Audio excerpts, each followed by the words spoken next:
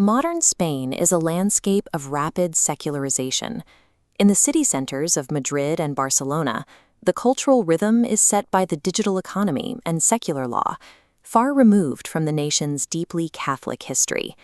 That context makes Pope Leo XIV's recent itinerary look particularly jarring.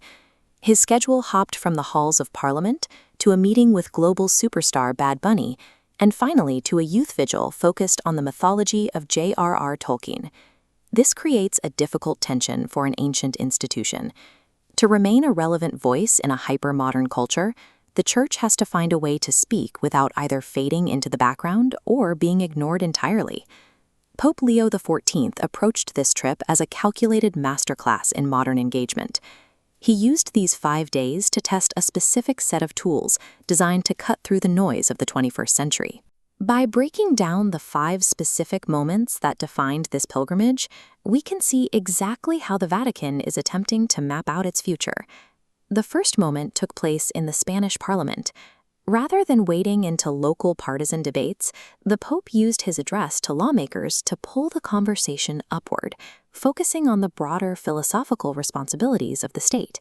He challenged the deputies on the universal dignity of life, attempting to re-establish a traditional moral baseline that persists regardless of which political party holds the majority.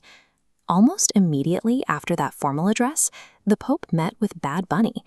On the surface, it looks like a reach for cultural relevance, an old institution trying to keep up with the top of the Spotify charts. But the meeting points to a different goal, reaching the absolute peripheries of modern culture. It's an attempt to find the Church's voice in spaces where it is least expected and often most absent. By moving from the highest level of government to the center of pop culture, the papacy is signaling that it intends to step into every corner of the public square, refusing to be sidelined into a purely religious box. The third moment moved to Barcelona, under the soaring, tree-like stone canopy of the Sagrada Familia. This wasn't just a sightseeing stop. The architecture served as a physical backdrop for the Pope's intellectual and aesthetic arguments.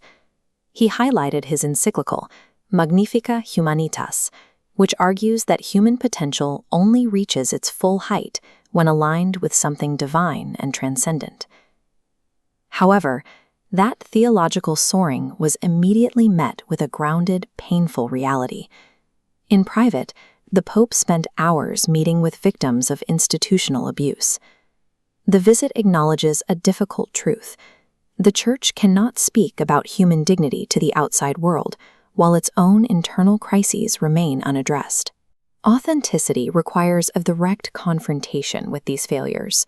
Those grand theological ideals lose their impact unless they are paired with the difficult institutional work of repentance and accountability.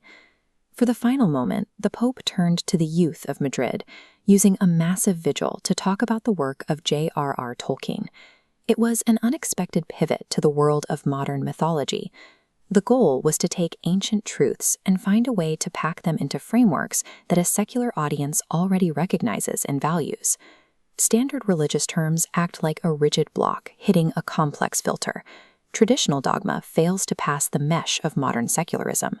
But when expressed as mythological threads, these ideas become fluid, weaving through the cultural filter to reach the other side intact. This suggests that reaching a new generation isn't about altering the core message, but about finding a new vocabulary to deliver it. Taken together, these 5 moments answer the question of where the Church goes next.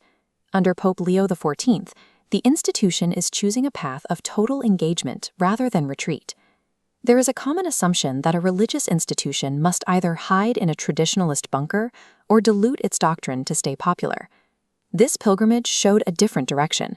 A fearless, often messy engagement across all cultural fronts, from high-level politics to the digital peripheries. It is a declaration that the Church intends to compete for the human soul everywhere, whether that's in the halls of Parliament or at the top of the pop charts. Which of these 5 moments do you think was the most effective? Let us know in the comments, and you can find a link to the Magnifica Humanitas encyclical in the description below.